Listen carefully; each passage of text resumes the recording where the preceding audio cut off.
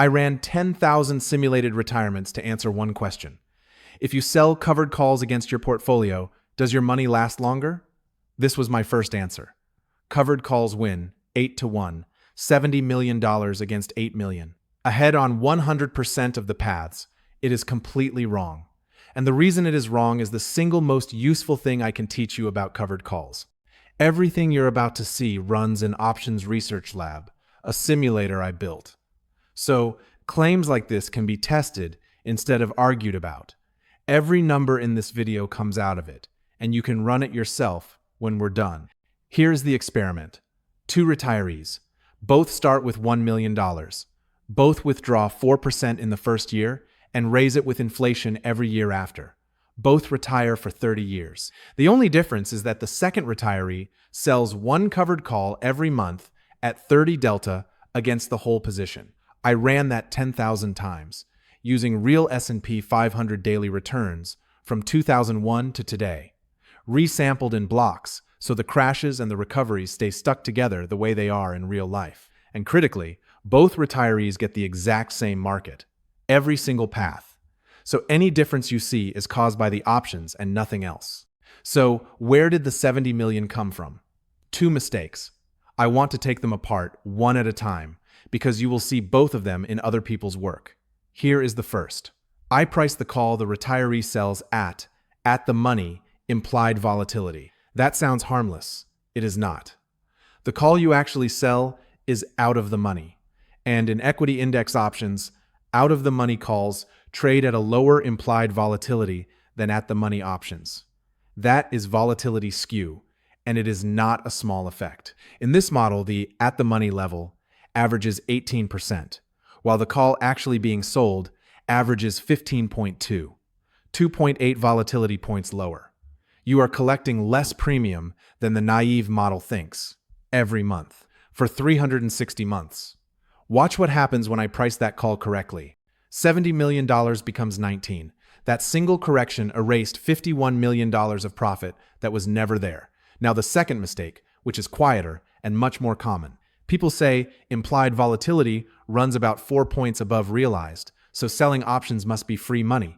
But that 4 points comes from comparing the VIX to realized volatility, and the VIX is itself inflated by skew. Measured, honestly, at the money, the premium is closer to 2 points. Watch the last of it go. $8.26 million.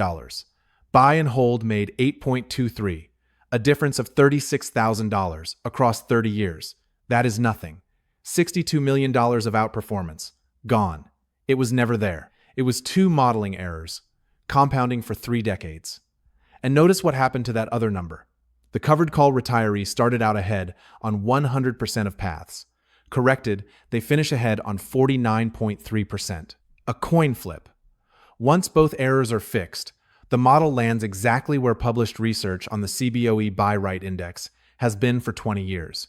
Roughly index-like returns, with meaningfully less volatility. That is the test to apply to every covered call claim you ever see. Ask what volatility they priced the sold call at. If the answer is at the money, or they cannot tell you, the result is decoration. Now the finding that surprised me most. Over 30 years, the median retiree in this simulation collected $9,350,000 in option premium. That is a genuinely enormous number, and it is the number every covered call pitch puts on the thumbnail. Here is what nobody puts on the thumbnail. That same retiree handed back $9,530,000 on calls that finished in the money and got assigned. Net contribution from the entire option program over 3 decades, minus $132,000. Look at the green line. That is the net. It is flat. It sits on 0 for 30 years. This is the whole point. Premium is not income. Premium is payment for upside you agreed to give away. Priced fairly, those 2 things cancel. If a strategy is genuinely paying you to exist, you are being compensated for a risk, and you should be able to name the risk. So the options added no money.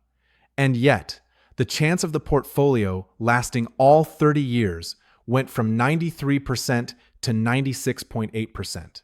Worst case drawdown fell from 57% to 47%. In the paths with the worst early sequences, survival went from 73.6% to 86.6. How do you get a better retirement out of a strategy that earns nothing extra? Look at the shape. The covered call distribution is squeezed.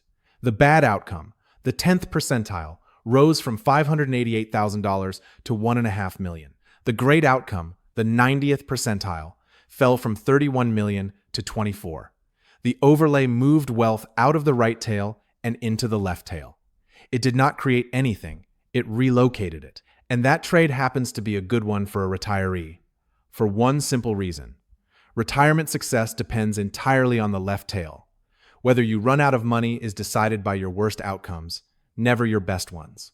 A retiree does not spend the 90th percentile, which raises the obvious question.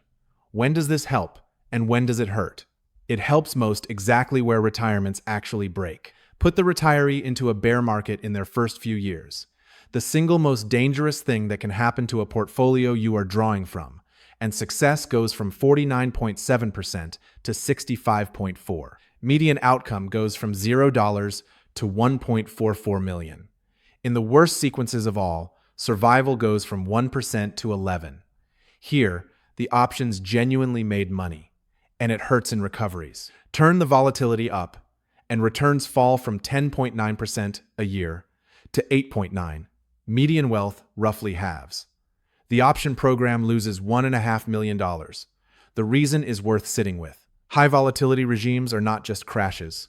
They are crashes followed by violent recoveries. 2009, 2020, and a short call caps you in precisely those months, down with the market and out for the rebound. That is the risk you are actually taking. One limitation, and it is a serious one. None of this models taxes.